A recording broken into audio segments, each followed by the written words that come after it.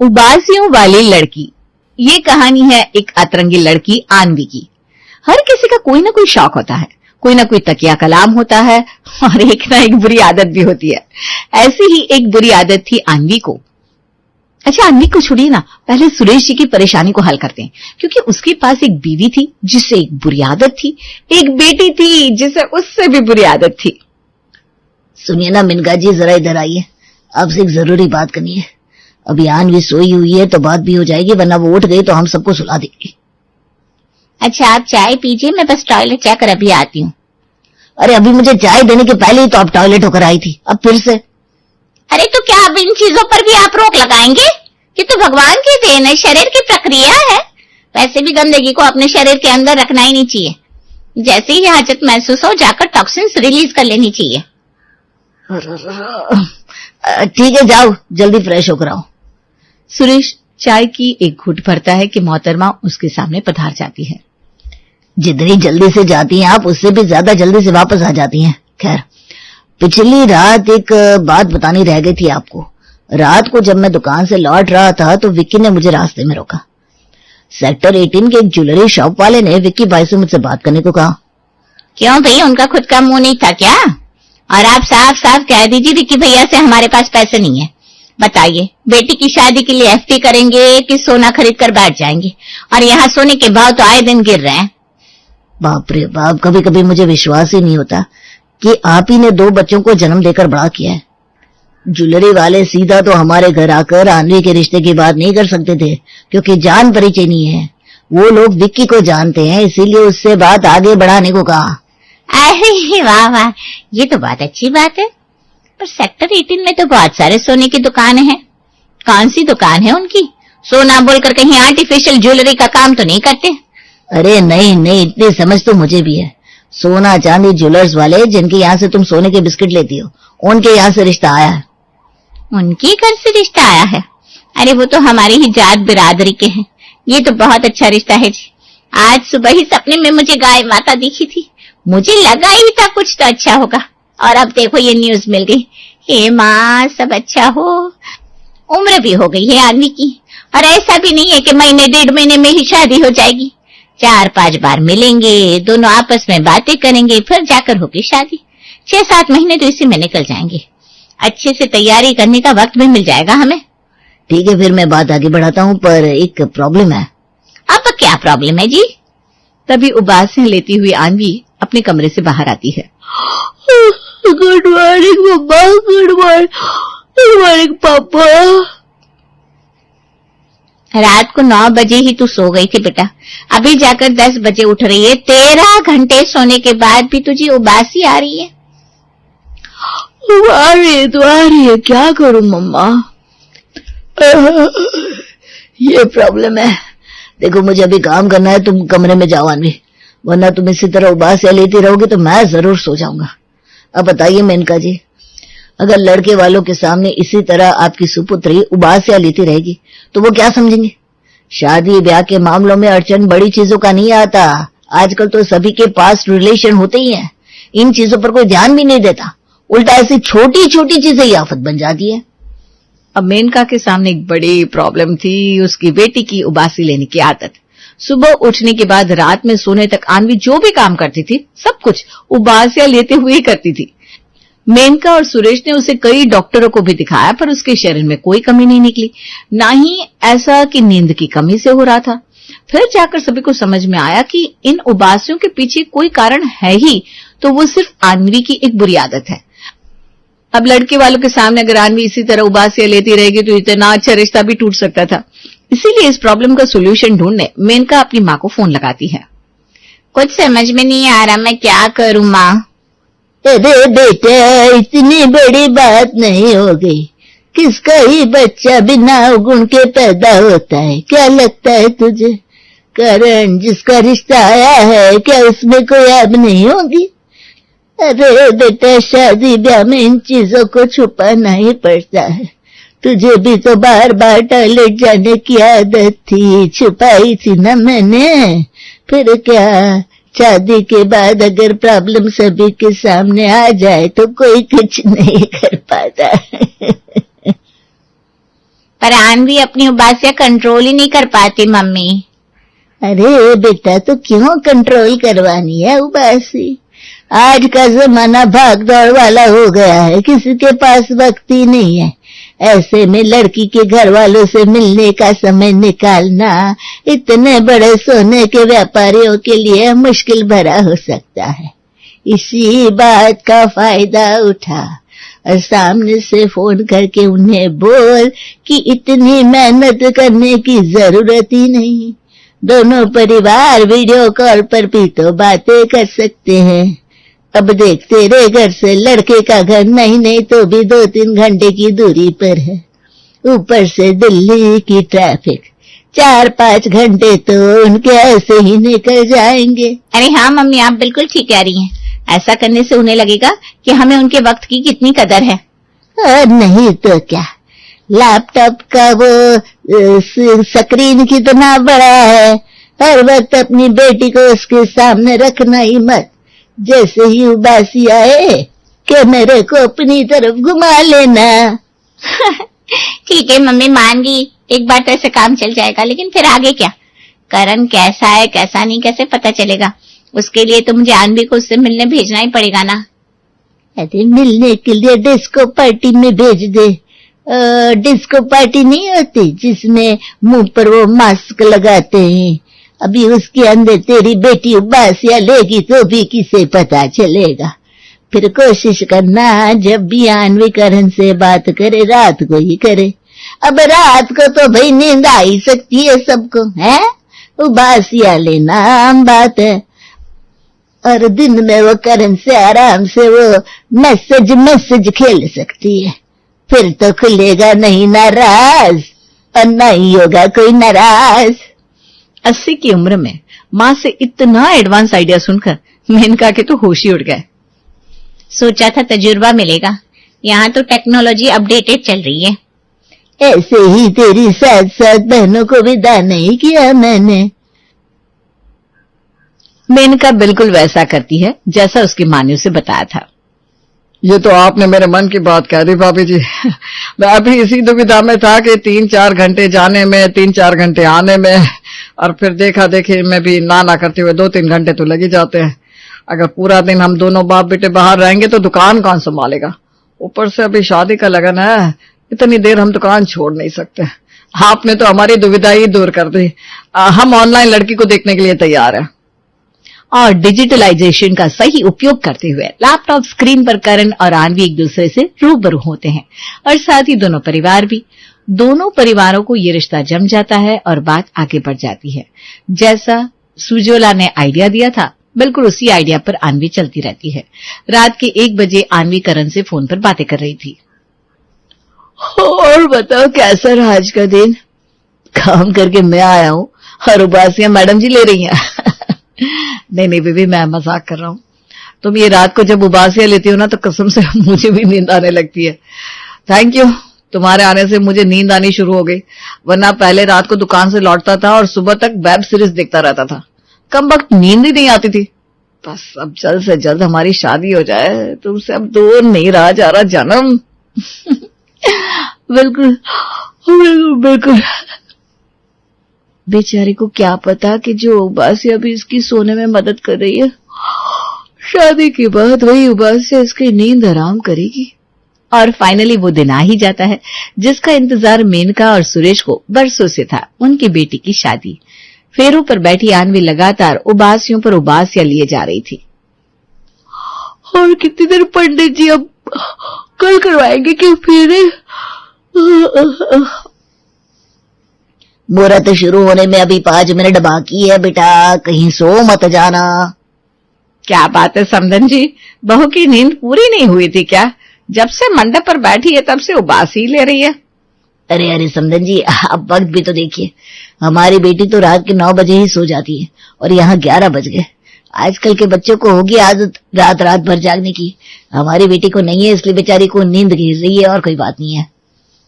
फिर तो आगे जाकर दिक्कत होगी बेटा, क्योंकि तुम्हारा पति दुकान से ही 11-12 बजे घर आता है। नींद को टाटा बाय बाय कहने की आदत डाल लो।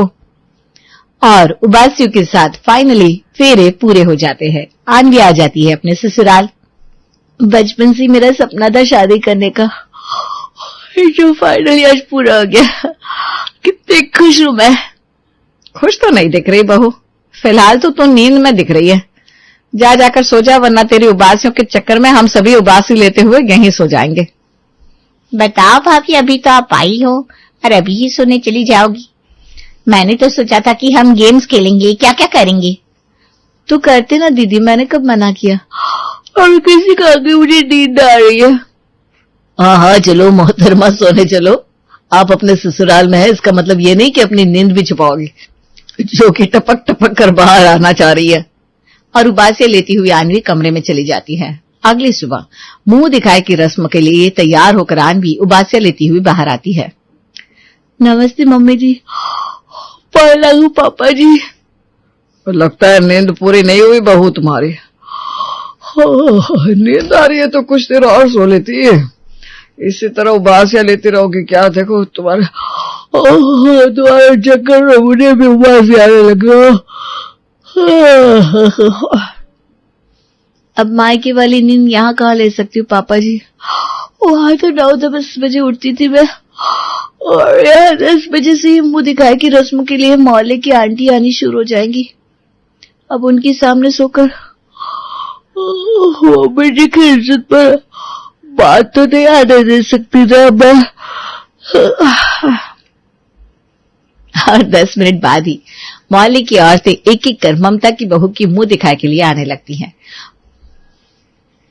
हॉल के बीचों बीच घर की इकलौती बहू घूंघट ओढ़कर बैठी हुई थी। बहू की मुंह दिखाई तो सबसे पहले मैं ही करूंगी। हाँ, नहीं तो भले ही तू सास है ममता, पर भाई साहब मुझसे राखी बनवाते हैं तो रिश्ते में बहू की बुआ सास हुई मैं।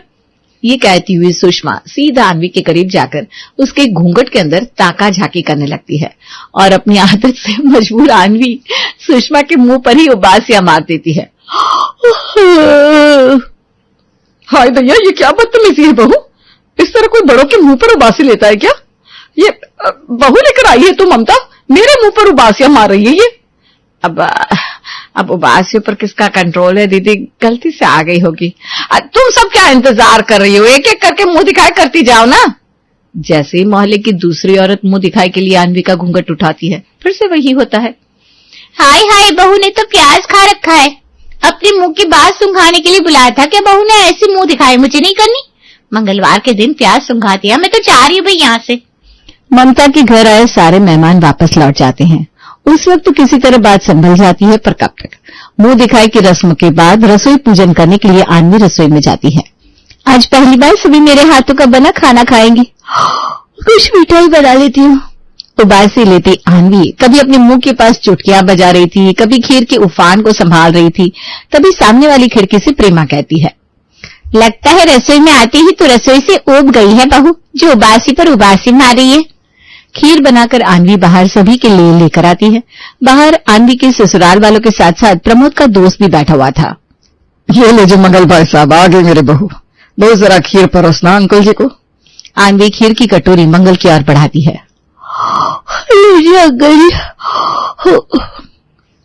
भिखारी समझ रखा है क्या तुमने मुझे? एटीट्यूड कैसे दिखा रही हो?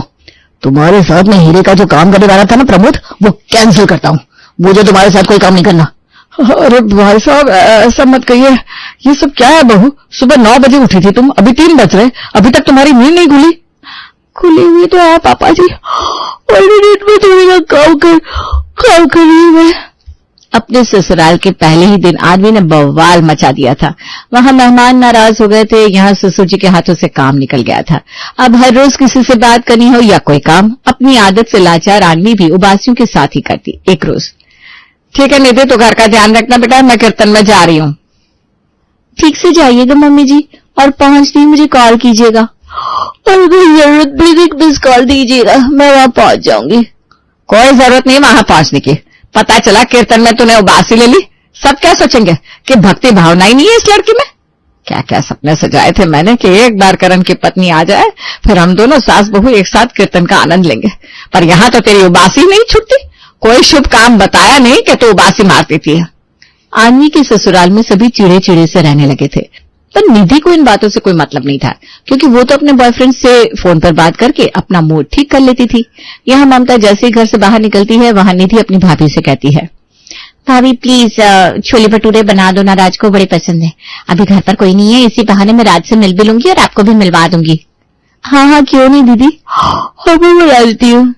घर के सेंटर टेबल पर गुलदस्ता रखकर सोफे कवर को छोड़कर तकियों को अच्छे से सेट कर निधि अपने बॉयफ्रेंड के आने की राह देख रही थी। तभी राज वहां पहुंच जाता है। Finally I am here. तुम्हारे छोले भटूरे भी बनकर तैयार है। कितनी देर पहले ही बना लिए थे मैंने, तुम बैठो अभी लेकर आती हूँ। निधि राज के लिए छोले भटूरे लेकर आती है और दोनों हंसी ठिठोली करने लगते हैं। अरे भाभी अब आप बाहर भी आ जाओ। होने वाली दुल्हन मैं हूँ, आप नहीं। शर्मा कर आपकी रसोई में बैठी है। पता है राज क्या बताऊं, मेरी भाभी इतनी कूल है कि तुम्हारी सारी बातें बताती हूँ मैं उन्हें, और वो मेरे सीक्रेट्स कहीं डिस्क्लोज भी नहीं करती। अन्वी रसोई से बाहर आती है और सोफे पर बैठ जाती है। निधि के घर के पहले मेंबर से मिल रहा हूं मैं भाभी। मैं क्या करता हूँ क्या नहीं ये बताना ज्यादा इम्पोर्टेंट है। मैं इंजीनियर हूँ और 30 लाख रुपए की पैकेज है मेरी। अच्छा। पापा की फैक्ट्री है और माँ हाउस वाइफ है। मेरी बस एक ही बहन है जिसकी शादी कनाडा में हुई है। कनाडा? आपको मेरी बातें मजाक लग रही है क्या? आप बार बार उबासी लिए जा रही है। क्या मजाक है ये सब निधि, मुझे तुम्हारे घर आना ही नहीं चाहिए था। ये कहकर नाराज होकर राज वापस चला जाता है। घर की बहू आदमी की ये प्रॉब्लम बहुत बढ़ चुकी थी, जिसके कारण सभी परेशान हो चुके थे। आज पूरा घर एक साथ बैठकर इस बारे में बात करता है। मैं मम्मी जी से बात करता हूँ। मम्मी इतनी बड़ी बात उन्होंने हमसे छुपाई कैसे? अब तो अपनी सास को फोन करके करेगा भी क्या, अब तो शादी हो चुकी है। वो तो कह देंगी कि शादी के पहले हमारी बेटी को ऐसी कोई आदत नहीं थी, आप ही ने लगाई है। अब इस प्रॉब्लम का सोल्यूशन हमें ही करना होगा बेटा। अगली सुबह जैसे ही आनवी उबासी लेती है, ममता कहती है, 50 रुपए हुए बेटा। 50 रुपए किस बार की मम्मी जी? तेरी उबासी पर मैंने चार्ज लगा दिया बेटा। अब तू जितनी बार भी उबासी लेगी 50-50 करके तुझे भरने होंगे। और हाँ, ये 50 रुपए तू कहाँ से लाएगी ये तू जाने, क्योंकि उसका पैसा करण तो नहीं देगा। क्या? और आज पहली बार 5 मिनट के लिए आनवी उबासी नहीं लेती। सोते हुए जैसे ही आनवी सोफे पर बैठती है, उसे एक और उबासी आ जाती है, पर वो जैसे ही उबासी लेती है, निधि उसकी फोटो खींचकर अपने स्टेटस पर लगा देती है। जरा एक बार निधि का व्हाट्सएप स्टेटस तो देखो आनवी, कितनी प्यारी लग रही हो तुम। मेरी फोटो? मेरी कौन सी फोटो आ गई? शादी की फोटोज आ गई क्या? आनवी जैसे ही अपनी ननद की स्टेटस में अपनी उबासी लेती हुई फोटो देखती है, उसका पूरा मूड ही करकरा हो जाता है। छी छी छी, कितनी गंदी लग रही हूं मैं। 100 रुपए हो गए बेटा। क्या? एक तरफ आनवी की ननद उसकी फोटो खींचने के लिए तैयार थी, तो दूसरी ओर उसकी सास उसकी हर उबासी पर 50-50 रुपए के फाइन लगा रही थी। आनवी, जो अक्सर हर चीज को बहुत लाइटली लेती थी, आज बहुत सजग हो गई और हर बार उबासी आने पर वो अपनी इस आदत को नोटिस करने लगती है। कभी सांस रोककर आनवी उबासी अवॉइड करने की कोशिश करती, तो कभी बिजी होकर। और सच में वो हो जाता है जो आनवी ने भी नहीं सोचा था। पहले दिन वो अपनी सास को देती है पूरे 5000 रुपए का फाइन। अगले दिन वो फाइन सीधा 1000 का हो जाता है और 2 ही दिन में तो आनवी की उबासी की आदत खत्म हो जाती है। भाई लता हॉल में बैठी बैठी चाय पीते हुए अपने बड़े बेटे गोपाल से कहती है, अरे नालायक, कब जाएगा बाजार और कब आएगा राशन? सुबह से कितनी बार कह चुकी हूँ, लेकिन ये है, इसको तो इस कान से सुनना और दूसरे कान से निकाल देना है। अरे माँ, छुट्टी के दिन भी आप मुझे चैन से नहीं बैठने देती हो। सप्ताह में 6 दिन ऑफिस में रहता हूँ और बाकी के 1 दिन छुट्टी मिलती भी है तो आप लोगों का नौकर बन के रह गया हूँ। मेरी तो इस घर में कुत्ते से भी बदतर इज्जत बनी हुई है। अरे चुप कर, कुछ ज्यादा ही नहीं बोलने लगा। अपना काम करने में भी कुत्ते बिल्ली की याद आती है तुझे। माँ, आपने कभी पवन को कहा कि आज ये काम कर ले, चाहे अपने भाई के साथ यहाँ चला जा? नहीं, आपने तो उसे इतना सर पर चढ़ा लिया है कि बस वो खाना खाने के लिए ही घर पर आता है। अरे अभी उसकी उम्र है क्या ये सब करने की? शादी के बाद तो घर की जिम्मेदारी संभालनी है उसे, तो अभी जो कुछ महीने हैं उसे अपने दोस्तों के साथ जी लेने दे। वाह माँ वाह, इसे कहते हैं 2 बेटों के बीच भेदभाव। गोपाल की कंधों पर घर की सारी जिम्मेदारी थी। गोपाल कमाकर घर भी चला रहा था और घर का हर एक काम भी वही किया करता था। लता और अपने पति गोपाल की ये बातें गोपाल की पत्नी भी सुन रही थी। अरे आप हर वक्त देवर जी के पीछे क्यों पड़े रहते हैं? अभी जब उनकी शादी होगी तब जाकर उन्हें भी आपकी तरह जिम्मेदारी समझ में आएगी। जैसे शादी के बाद तक तो आपको कुछ समझ में नहीं आ रहा था। एकदम सही कह रही है तू बहू, खुद तो शादी के बाद तक कुछ नहीं करता था, वो तो बहू थी जो तुझे झेल रही थी। हाँ हाँ, अब तो बहू भी सास के साथ जुगलबंदी कर रही है, तो मेरी कहाँ चलने वाली है। क्या सही कहा ना मैंने माँ?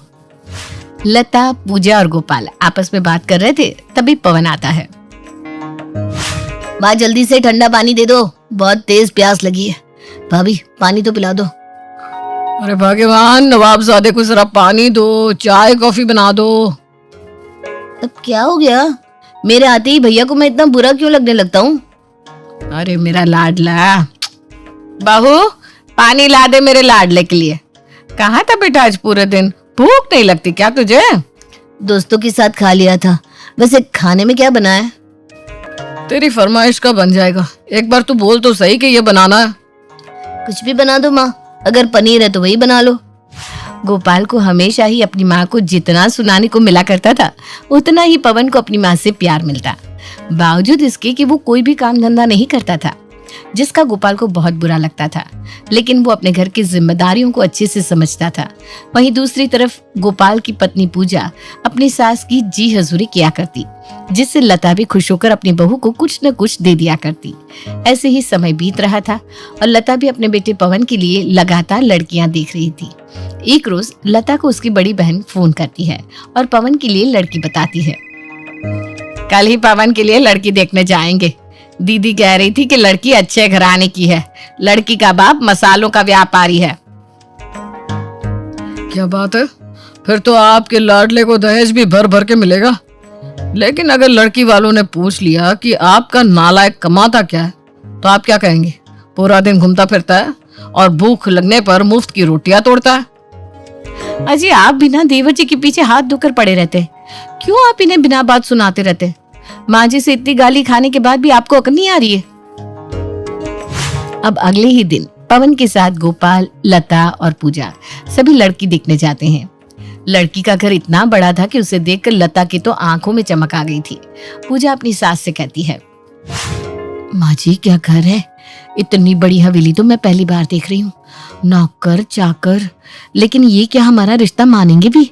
अच्छा नहीं बोल सकती तो कुछ गलत भी तो मत बोल बड़ी बहू, कम से कम गवार वाली हरकतें मत करो आप दोनों। कुछ देर बाद लड़की को लाया जाता है। लड़की के घर के साथ लड़की की सुंदरता भी उस बड़े से घर को चार चांद लगा रही थी। लता और उसके परिवार को तो लड़की पसंद आ जाती है, लेकिन लता अपनी होने वाली बहू से कहती है, बेटी तुम्हें तो हम रानी बनाकर रखेंगे, जो इन्होंने इतने नाजों से पाल पोस कर बड़ा किया है तुम्हें। वैसे नाम क्या है बेटा? जी सिया नाम है मेरा। बड़ा ही प्यारा नाम है। सचमुच देवर जी की जोड़ी तो इनके साथ खूब जचने वाली है, क्यों देवर जी? अरे अरे देवर जी तो अभी से शर्मा रहे हैं। भाई साहब मेरा लाडला बेटा पवन बड़ा ही भाग्यशाली है जो उसकी शादी आपकी बेटी से होने जा रही है। लता अपने बेटे का रिश्ता उस बड़े घराने में तो जैसे तैसे फिक्स कर लेती है और जल्दी पवन और सिया की शादी भी हो जाती है। अब सिया अपने अमीर घराने से विदा होकर ससुराल आती है। सिया के ससुराल में 2-3 दिन तो ठीक ठाक बीतते हैं, लेकिन उसके बाद सिया की सास लता के अपनी छोटी बहू के साथ तेवर ही बदल जाते हैं। बहू तुझे आज इस घर में आए हुए 4 दिन हो चुके हैं और अब मैं चाहती हूँ कि तू भी बड़ी बहू की तरह घर के काम काज में उसका हाथ बटाया करे। और एक बात, सुबह तुझे जल्दी उठना होगा। अगर तू सुबह मुझे जल्दी उठी हुई नहीं दिखी तो याद रखना तेरी सास तेरी नींद खराब करने के लिए अभी जिंदा है, समझी? ये अचानक माँ जी को क्या हो गया? कल तो बिस्तर पर चाय पानी खाना आ रहा था, लगता है अब 2 ही दिन में पुरानी हो गई मैं। खैर ये मेरे ससुराल वाले भी कौन सा और कितने दिन मुझे बैठा हुआ खाते देख लेते। अब क्या हुआ? माँ को अपने लाडले की पत्नी को इतना सुनाते हुए मैंने पहली बार देखा। क्यों सुना रही थी? न जाने बेचारा अब अपनी पत्नी का साथ देगा या माँ का। आपको बड़ा मजा आ रहा है ना? आप अपने भाई के बारे में ऐसा कैसे सोच सकते हैं? मैंने उसके बारे में वही कहा जो उसके साथ होने वाला है। क्या पता माँ जिस तरह से सिया को बोल रही है तुम्हें भी बोल सकती है, लेकिन तुम तो माँ की चापलूस हो। खैर मुझे बहुत काम है, इस घर में कलेश तो अब शुरू होगा। अब अगले ही दिन सुबह के 3 बजते ही लता अपनी छोटी बहू को उठाने आती है और सिया भी बिस्तर से उठकर बैठ जाती है। वहीं दूसरी तरफ लता अपनी बड़ी बहू पूजा को भी उठाती है, लेकिन पूजा तो उठकर किचन में काम करने लग जाती है। लेकिन सिया अपनी सास के कमरे से जाने के बाद ही दोबारा सो जाती है। अब जब पूजा अपनी सास को चाय देने उसके कमरे में पहुंचती है तो लता अपनी बड़ी बहू पूजा से पूछती है, कहाँ है सिया और क्या कर रही है? उसे जो काम ना आए वो तू ही उसे सिखाएगी, ये तेरी जिम्मेदारी है, ठीक है? माँ जी, मैं उसे काम तब सिखाऊंगी ना जब वो काम करेगी। आपने उसे 3 बजे उठाया होगा, लेकिन आपके कमरे से निकलने के बाद ही वो महारानी तो कमरा बंद करके फिर से सो गई। क्या? ये तू क्या कह रही है? नहीं नहीं, ऐसा कैसे हो सकता है? मैंने उसे खुद उठाया था। चल, उसकी आज मैं अच्छे से खबर लेती हूँ। वो शायद भूल रही है कि वो अपने मायके में नहीं है। इतना कहने के बाद लता अपनी छोटी बहू के कमरे में पहुंचती है तो वो देखती है कि सुबह के 8 बजे तक सिया सो रही है। ये देखकर उसका गुस्सा और भी ज्यादा बढ़ जाता है और वो अपनी छोटी बहू पर चिल्लाते हुए कहती है, बहू उठती है या पानी डाल दूं तब उठेगी? उठ और जाकर किचन में काम कर। अमीर बाप की बेटी होगी अपने घर, यहाँ तुझे काम तो करना ही होगा जैसे पूजा करती है। वो भी तो 3 बजे से उठी हुई है, तो तू क्या स्पेशल है? माँ जी, इतनी सुबह मुझे उठने की आदत नहीं है। अगर मैं उस वक्त उठ भी जाती तो इसमें आपका ही नुकसान होता। मैं चाय बनाती तो उसमें नमक डाल देती, सब्जी में चीनी। इसलिए मैंने सोचा कि काम खराब करने से अच्छा है कि मैं सो जाती हूँ। अब आप ही बताइए दीदी, मैंने कुछ गलत किया क्या? अरे बहू, तू तो साक्षात भगवान है भगवान। तुझसे ना तो घर का काम होगा ना ही उठा जाएगा। घर में अब भगवान की नहीं तेरी पूजा की जाएगी। क्यों, यही चाहती है ना तू? सुबह जल्दी ना उठने को लेकर घर में बहुत कलेशबाजी होती है। पास के सोफे पर बैठा गोपाल ये सब देख रहा था, क्योंकि उसे पहली बार अच्छा लग रहा था कि उसके बाद उसकी माँ और किसी को तो सुना रही है, वरना गोपाल से ही लता के ताने गालियों की शुरुआत हुआ करती थी और वहीं पर खत्म होती थी। माँ, क्यों बेचारी को सुना रही हो? अपने लाडले को सुनाओ ना। क्यों, उसे अब भी नहीं सुनाओगी? तुझे काम पर नहीं जाना है क्या? यहाँ बैठकर मुफ्त की रोटियां तोड़ता रहेगा। गोपाल अपनी माँ लता की ये बात सुनकर वहां से चला जाता है, लेकिन सिया को कुछ भी समझ में नहीं आ रहा था कि उसकी सास के ये तेवर इतने क्यों बदल गए, वो भी शादी के चंद ही दिनों में, जिससे सिया थोड़ी परेशान हो जाती है। लता अपने बेटे गोपाल को तो हर बात पर ताना दिया करती थी, लेकिन अब लता अपनी छोटी बहू सिया को भी हर वक्त सुनाया करती। एक रोज गोपाल देर शाम ऑफिस से लेट आता है और वो अपनी माँ की दवाई लाना भूल जाता है। अरे गोपाल, कहाँ रह गया था तू और इतना लेट क्यों हो गया तुझे आने में? माँ, आप जानती है ना बाहर कितना ट्रैफिक होता है, बस उसी में फंस गया था। लेकिन आपको देखकर मुझे कुछ याद आ रहा है, आपने मुझे कुछ लाने के लिए कहा था क्या? सत्यानाश हो तेरा। तुझे मैंने अपने सर दर्द की गोली लाने को कहा था ना, लेकिन तू भूल गया ना। 1 नंबर का कामचोर नालायक है तू, किसी काम का नहीं। आपको भी ना एक छोटी सी चीज नहीं याद रहती, न जाने आगे आप क्या ही करेंगे। अरे इतनी बड़ी भी गलती नहीं हुई है, बस दवा लाना ही तो भूल गया हूँ, वो भी ट्रैफिक की वजह से। तेरे लिए होगी ये छोटी सी बात, लेकिन मेरे लिए ये बहुत बड़ी बात है। कामचोर कहीं का। अब खड़े होकर मेरा मुंह क्या देख रहा है? जाकर हाथ मुंह धो ले। ये सारी बात पास खड़ी सिया भी सुन रही थी और वो अपनी सास लता की बात सुनकर मन में खुद से कहती है, माँ जी कितनी कठोर है। जेठ जी अभी अभी ऑफिस से आ रहे हैं और वो कह भी रहे हैं कि वो ट्रैफिक में फंस गए थे, लेकिन माँ जी में तो थोड़ी भी इंसानियत नहीं है। अरे तू भी यहाँ खड़ी खड़ी मेरा मुंह क्या देख रही है? जाकर किचन में काम कर। तेरे पास कोई काम धंधा नहीं है क्या? नहीं माँ जी, मैं बस खाना बनाने ही जा रही थी, वो तो मैंने आपकी आवाज सुनी तो हॉल में चली आई। सिया किचन में काम कर रही थी और पूजा अपनी सास लता का पैर दबा रही थी। दोनों सास बहू हॉल में बैठे बात कर रहे थे और सिया किचन में काम कर रही थी। तभी वहां गोपाल का आना होता है और गोपाल जैसे ही खाना निकालने लगता है, सिया अपने जेठ जी से कहती है, जेठ जी लाइए, मैं आपके लिए खाना निकाल देती हूँ। अरे नहीं नहीं सिया, इतनी चिंता करने की जरूरत नहीं है, मुझे खुद ही खाना निकाल कर खाने की आदत है। मुझे कोई खाना पीना नहीं देता, अरे कोई पूछता तक नहीं। तुम अभी नई नहीं हो ना, तुम्हें धीरे धीरे पता चल जाएगा कि घर में मेरी इज्जत कितनी है। भले इस घर में आपको कोई इज्जत ना देता हो, लेकिन आप मुझसे बड़े हैं और मैं आपको इज्जत दे रही हूँ। लाइए, मैं खाना निकाल कर देती हूँ। अच्छा ठीक है, तुम इतना कह रही हो तो ये लो प्लेट। और हाँ, खाना थोड़ा ही निकालना, मन नहीं आज खाना खाने का। लेकिन खा लेता हूँ, खाना नहीं खाया तो भी गाली सुनूंगा। सिया अब गोपाल से प्लेट लेकर खाना निकालने लगती है। सिया अपने जेठ के लिए खाना निकालती हुए कहती है, जीव जी, वैसे मैं एक बात कहूँ, आप दिल के बहुत अच्छे हैं और इस घर को काफी अच्छे से संभाल कर भी रखा है। इतना कमाने और खर्चने के बाद भी इस घर में आपकी कोई इज्जत नहीं है। देखो सिया, तुम्हारा कहना बिल्कुल सही है कि मैं इस घर का खर्चा उठाता हूँ, जिम्मेदारियां संभालता हूँ, फिर भी मुझे गालियां सुनने को ही मिलती है। लेकिन वक्त आने दो, सबका हिसाब होगा। मुझे तो नहीं लगता कि माँ जी कभी आपको समझ पाएंगी। मुझे लगा था कि तुम मुझे समझती हो। मैं तो इतना लाचार हूँ कि मेरी पत्नी भी मुझे नहीं समझती। वो भी हर वक्त अपनी सास की चापलूसी में लगी रहती है। गोपाल इतना कहकर सिया से खाने की प्लेट लेकर कमरे में चला जाता है। अब अगली सुबह जब लता को ये बात पता चलती है कि सिया ने गोपाल के कान भरे हैं, तो सुबह सुबह लता अपनी बहू से लड़ पड़ती है। अरे बहू, तेरे काम धंधे में तो हाथ चलते नहीं, लेकिन जुबान बहुत चल रही है आजकल। क्या बात है, अपने जेठ जी के भी कान भर दिए? नहीं तो माँ जी, मैंने तो बस उन्हें इतना कहा था कि आप इस घर के बड़े हैं, घर संभालते हैं, घर का खर्चा उठाते हैं, फिर भी आपको इतना कुछ सुनाया जाता है। आपको बुरा नहीं लगता? वो मेरा बेटा है और मैं उसकी माँ हूँ। मेरा जो दिल करेगा मैं वही करूंगी। तू होती कौन है माँ बेटे के बीच में बोलने वाली? सुबह सुबह आपको अगर लड़ने का ही मन है तो पड़ोस वाली कमला आंटी से जाकर झगड़ लो। आज ही उन्होंने नाले का कचरा निकालकर बाहर कर दिया है। अरे उससे तो बाद में निपट लूंगी, पहले मैं अपने घर में पल रहे सपोलों से तो निपट लूं। देख बहू, इस घर को मैंने संभाल कर रखा है और मैंने ही इस घर को बनाया है। माँ, मैं समझता हूँ कि आपने इस घर को बनाया है, लेकिन एक इंसान के घर बनाने से घर नहीं बनता। एक इंसान के घर चलाने से घर नहीं चलता। घर चलाने में हर उस इंसान का साथ होना चाहिए जो उस घर में मौजूद है। क्या बात है, मेरा बेटा इतनी लंबी लंबी हाँक रहा है, हैं? बहुत अच्छे। अपनी माँ से जुबान लड़ाते हुए शर्म नहीं आ रही? लता और गोपाल में बहस बढ़ती देख पूजा अपनी सास को सोफे पर बिठा देती है और अपने पति को कमरे में लेकर चली जाती है। थोड़ी देर तो माहौल शांत रहता है, लेकिन लता कहाँ चुप बैठने वाली थी। वो गोपाल को लगातार ताने दिए जा रही थी।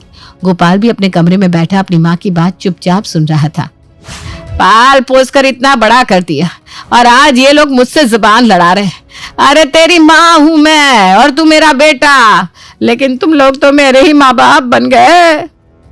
माँ जी जाने दीजिए, मैं उन्हें कुछ भी नहीं कहूंगी।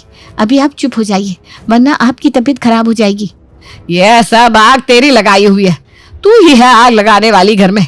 बेशक तेरा घर अमीर है, लेकिन तेरे माँ बाप ने तुझे संस्कार, रहन सहन कुछ नहीं सिखाया। गवार कहीं की। माँ जी चुप हो जाइए ना, कब से आप चिल्लाए जा रही है। और सिया तू जाकर किचन में काम कर, मैं अभी आती हूँ। और उस नालायक को कह दे काम पर जाए, छुट्टी करने की कोई जरूरत नहीं है। अगर उसने छुट्टी की तो घर में कलेश मचा दूंगी मैं। माँ जी मैं आपके आगे हाथ जोड़ती हूँ, बात को और मत बढ़ाइए। वो बहुत गुस्से में है, इतना गुस्सा मैंने उन्हें आज तक नहीं देखा। लता को पूजा मना रही थी कि तभी गोपाल फिर से अपने कमरे से बाहर आकर अपनी माँ को गुस्से में कहता है, आज तक मैं अपनी इज्जत के लिए चुप रहा और इस घर में मेरी इज्जत कभी हुई ही नहीं। मेरी बीवी इतना दहेज लेकर नहीं आई ना माँ, इसलिए हमेशा मैं अपने घर में चुप रहा। अरे तेरे ससुराल वालों की औकात भी क्या है दहेज देने की? वो तो पवन के ससुराल वालों ने दहेज दे दिया, वरना तेरे ससुराल वाले तो भिखारी है एक नंबर के। माँ जी मेरे घर वालों के बारे में आप कुछ भी नहीं कहेंगी। मैं कब से आपकी बातें सुनती जा रही हूँ, इसका मतलब ये नहीं कि आप कुछ भी कहेंगी। मैं हमेशा से चुप रहता आया हूँ ताकि घर में सुख शांति बनी रहे, लेकिन शायद आप ही घर में सुख शांति नहीं चाहती। लता और गोपाल में काफी देर से बहस चल रही थी। अब पवन भी अपनी माँ और भाई के बीच बहस को देखकर वहां आता है और उनसे झगड़े की वजह जानता है और सब कुछ जानने के बाद अपनी माँ से कहता है, माँ हम लोग हमेशा से एक साथ रहे हैं और आपने मुझे बहुत प्यार किया है। भैया को मुझसे बहुत कम प्यार मिला तो उनका गुस्सा होना भी जायज है, और ये घर उनका ही बनाया हुआ है। उनके खून मेहनत पसीने की कमाई है ये घर। मैंने तो कभी नहीं कहा कि ये घर मैंने बनाया है। बिल्कुल सही कह रहे हैं माँ जी, ये घर जेठ जी का बनाया हुआ है। हम तो बस इस घर में रह रहे हैं। वो पूरा दिन मेहनत करते हैं और इस घर की हर जरूरत को पूरा करते हैं, फिर भी उन्हें ही सुनाया जाता है। बस इतनी सी बात है माँ जी, मैं उम्मीद करती हूँ आप जेठ जी को समझेंगी। मुझे समझने की कोई जरूरत नहीं है, माँ खुद ही समझदार है। क्योंकि अब मैं बड़ा हो गया हूँ तो शायद मुझे माँ के प्यार की जरूरत नहीं है, ऐसा माँ को लगता है। तूने ही मेरा मुंह खुलवाया था, तब से मैं चुप थी। तुझे कहती रही बेटा चुप हो जा चुप हो जा, लेकिन नहीं, तू भी बोलता गया और मैं भी गुस्से में बोलती गई। अब आकर गले लग जा, मुझसे गुस्सा बर्दाश्त नहीं होता, तू जानता है ना। सिया की बात सही थी। घर चलाने वाले को जब इतना सुनने को मिल रहा था तो सिया सामने आकर गोपाल के समाधान का हल निकालती है। और उस दिन के बाद से लता अपने कमाऊ बेटे गोपाल को फिर ना तो कभी ताने देती है, ना ही उसे बेइज्जत करती है, और सभी एक साथ हंसी खुशी रहने लगते हैं। मर्द कमाता है, घर की जरूरतें पूरी करता है और ताकतवर होता है।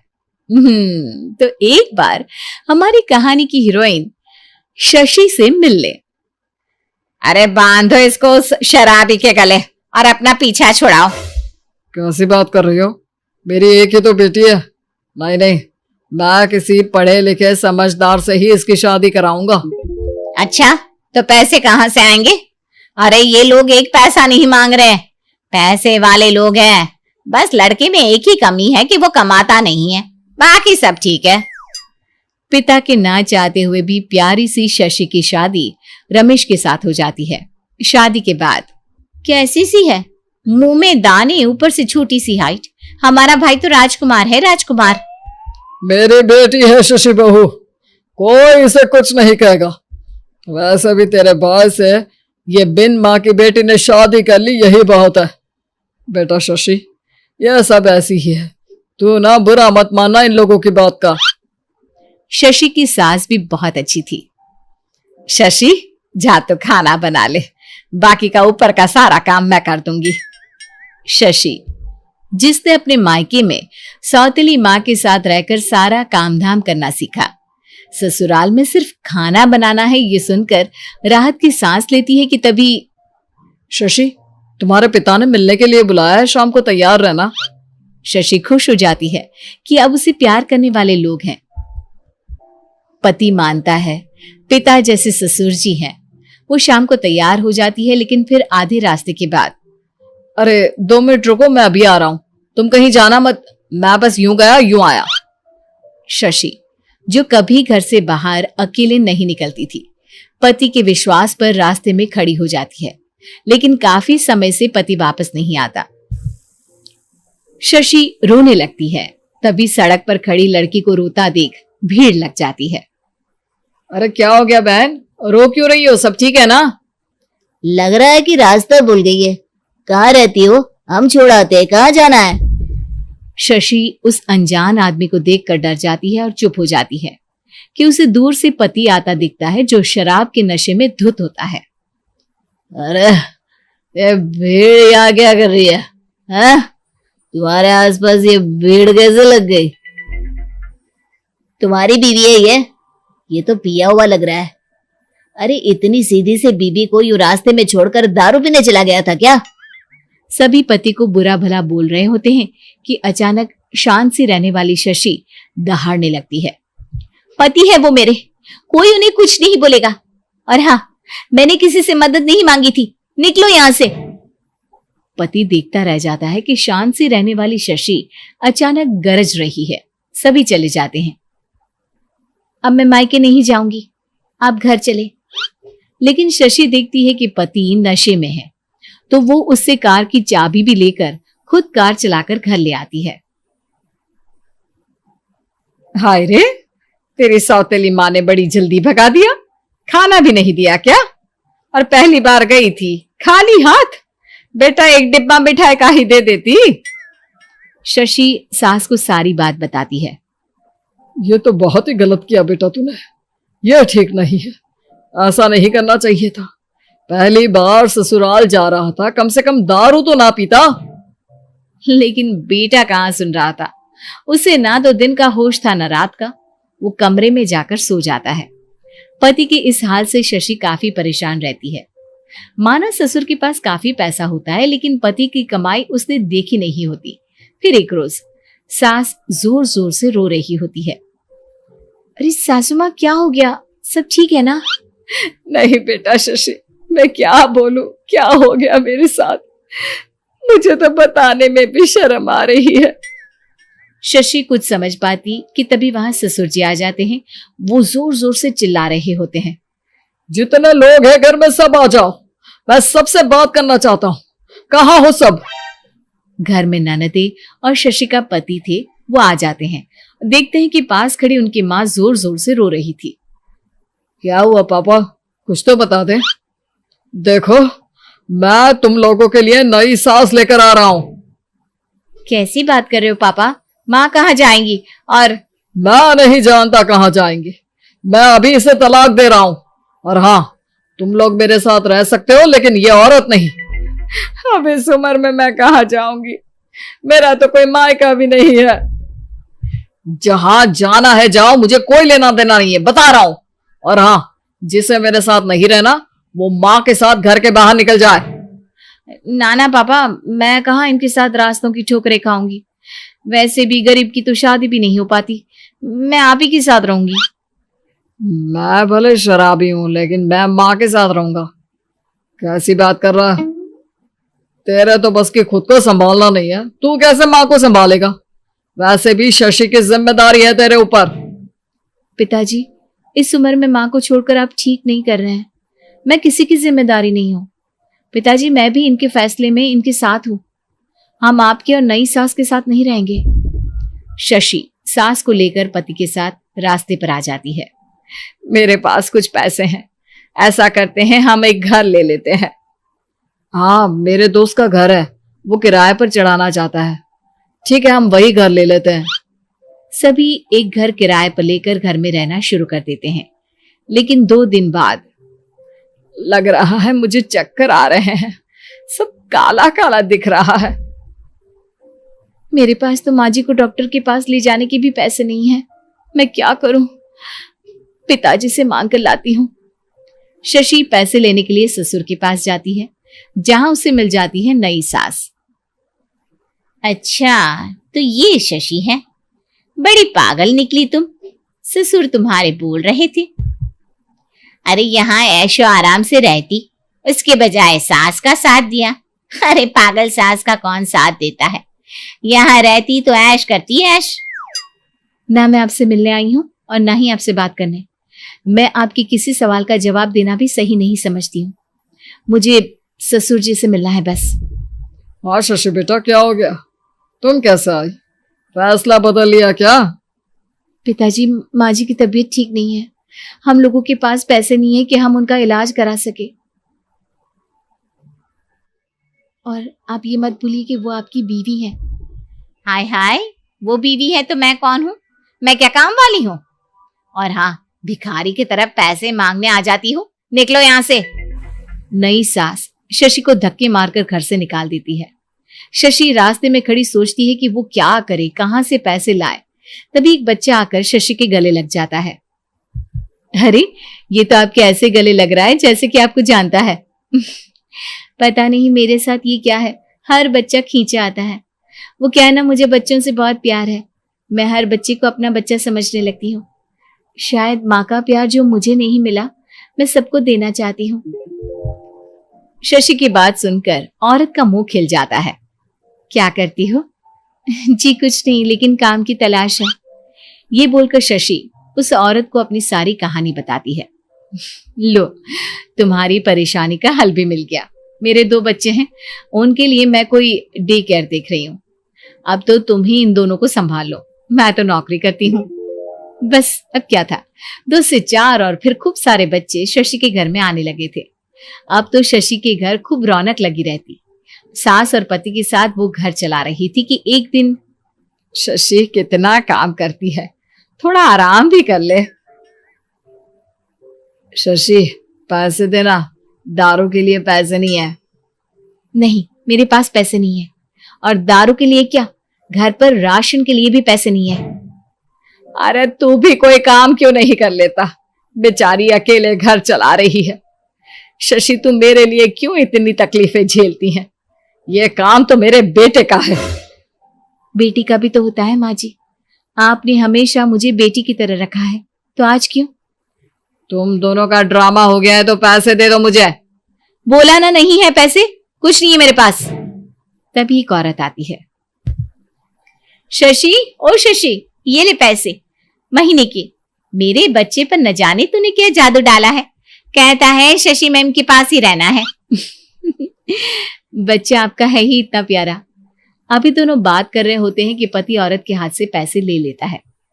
ये क्या कर रहे हैं? मुझे पैसे चाहिए दारू के लिए, समझे? कैसे पति हो, बीवी की मेहनत के पैसे दारू में खर्च कर रहे हो?